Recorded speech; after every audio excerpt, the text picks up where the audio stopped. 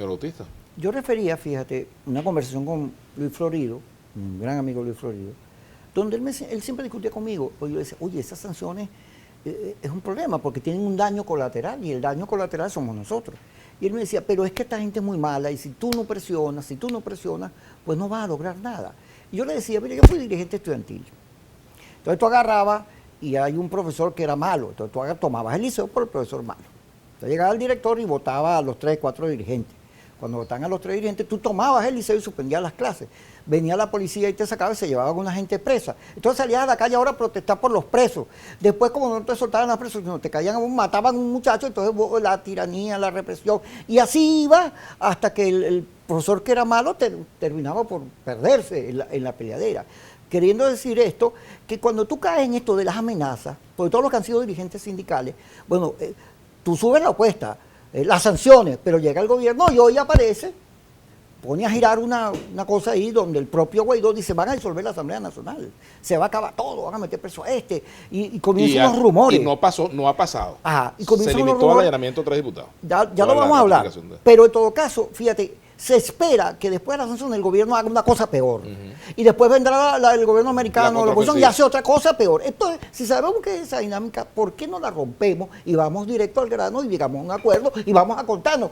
La enseñanza de la elección argentina debería a Diosdado, a Maduro, a todos ellos, darle una explicación de cómo tú puedes, lo mismo que Nicaragua, entregar al gobierno porque te va mal. Porque no puede ser que con este desastre Maduro aspire a continuar en el poder. Porque esto está muy malo, no hay salida con Maduro. Entonces tiene que buscarle la vuelta a eso. Pero fíjate, Macri ganó, casi que sepultan a la Kirchner, le metieron unos juicios, una cosa, y hoy resulta que en las primarias que hicieron en Argentina, 15 puntos le sacó adelante. Y van a hacer gobierno otra vez los peronistas, porque así es la política. ¿Y qué lecciones le da para la oposición eso? Pues también le da lecciones a la oposición. También, claro. Macri perdió por algo. O sea, el pueblo argentino le dio la espalda a Macri, por algo sería. Porque si tú generas una expectativa que va a resolver los problemas y después no lo resuelve, o lo complica. Pero yo creo que eso no podemos establecer un paralelo. No, son realidades distintas, che.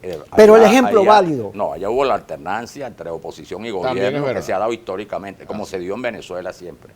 Y como se da en todos los países. Aquí, en el caso de Venezuela es distinto porque se trata de una polarización de otra naturaleza entre dos modelos que han conducido a una crisis donde hay un conflicto de poderes, donde hay la diferencia política, la confrontación ideológica. Y se ha dirimido por la vía electoral hasta ahora. La vía electoral, claro, pero Argentina estaba en dictadura cuando aquí había democracia. Nosotros tenemos más ejercicio, más tiempo en el debate democrático. Ese es el tema de los militares, ¿no? Sí, es otro tema.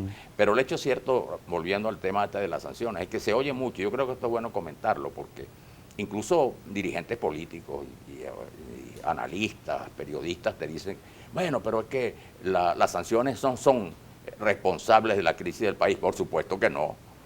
La crisis del país, como todos sabemos y la vivimos, obedece en primer lugar por la implantación de un modelo inviable que se dijo en su momento iba a conducir a esto por un manejo político que tiene que ver con incompetencia, con elementos de corrupción, con todo eso que conocemos. Ese es el origen de la crisis. Ahora, para enfrentar la crisis, tú no puedes enfrentar la crisis sino con un tratamiento que permita superarla y que dé respuesta efectivamente para superar la crisis.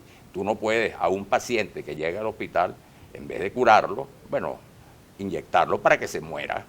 Porque entonces ya se muere, ya no por la crisis ni por la enfermedad que tenía en el quirófano, sino que lo mata el médico.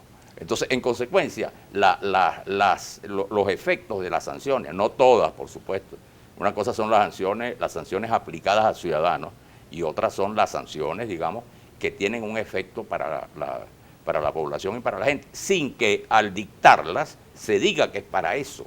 Fíjate, ¿Entiendes? Sino que la propia aplicación crea eso. Y eso es lo que tener claro a la hora de tener una opinión sobre el tema de las sanciones. No, por supuesto, ahí también entra el tema de que hay gente con la que uno ha conversado que dice, bueno, pero es que las sanciones se afectan a la gente para que la gente termine de molestarse con el gobierno y termine alzándose frente al gobierno. Es decir, hay un cálculo de que quizás con esas sanciones el estado de inconformidad llegará a un nivel tal que la gente, saldrá a la calle a protestar contra el gobierno. Sí, eso no necesariamente es así.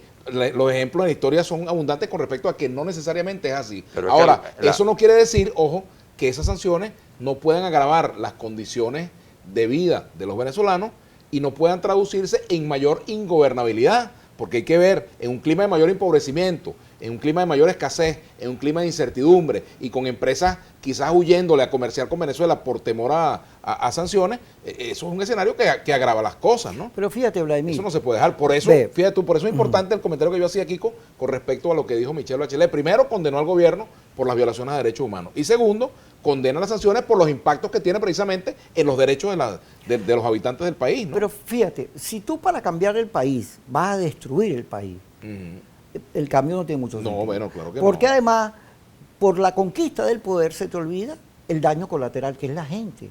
Yo le he preguntado a todo el mundo, además yo soy clase media, opositor, vivo en Baruta, ¿tú estás de acuerdo? ¿Qué opinas tú? Y todo el mundo sabe que esas sanciones se le van a venir encima. Sabe que, entiende que se trata de una pugnacidad en la política, pero sabe que eso le va a causar consecuencias. Porque al final de cuentas, cuando sales a la calle y vas a comprar leche, pan, etcétera, el dólar cuesta aquí más que en Miami, en cualquier lugar del mundo. Claro. O sea, en cuanto a lo que Pero vayas a fíjate tú, comprar. la oposición, Kiko, tú que eres de Pero oposición una- también. ¿me dejas Sí, terminar pero la una idea? sola preguntita nada Sí. más, un inciso, como diría Mario Ajá. Villegas, un inciso. Un inciso. Fíjate tú. No, si estoy La prefiriendo oposición, a Mario, ¿oíste? no, Estoy yo prefiriendo también. a Mario. Yo creo que hay que poner a Mario y quitarte a ti. Kiko, fíjate, ¿tú crees que la oposición Lo pongo el pelado. condena las sanciones o no las condena? Vamos a eso. O- Vamos, o le diste. Vamos. apoya pero no Ok, la apoya. Vamos, ven, dígalo, choca dígalo aquí, ahí. choca aquí, Choca que ahí, le diste un Mario, punto para dígalo ahí. discutir. Pero Un déjeme, punto, dígalo. antes de interrumpirme, déjeme ponerlo ahí. Fíjate, cuando yo estuve haciendo con la cosa esa de Estados Unidos, que ya nos vamos a referir a ella, yo me reuní con todo el mundo, acompañado de Simón y de varios del grupo, con todo el mundo. Ya yo sé por qué tú me estás viendo mucho aquí. Sí, mira, no, hablamos con todo el mundo.